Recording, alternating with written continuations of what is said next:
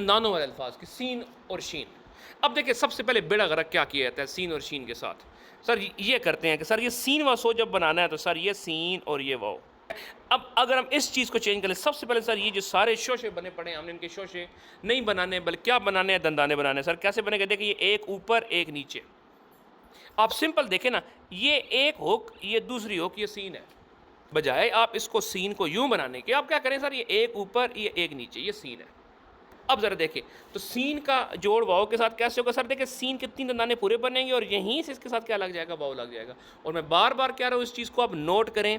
क्या हुआ कि सर ये वाव का मुंह जो है बंद है, और अगर आप एक और नोट करें सीन व सो के जोड़ को, सर ये इस पे इस लाइन का ये गैप है, ये स्पेस है, तो तकरीबन आप देखें इसके हाफ में आ रही है।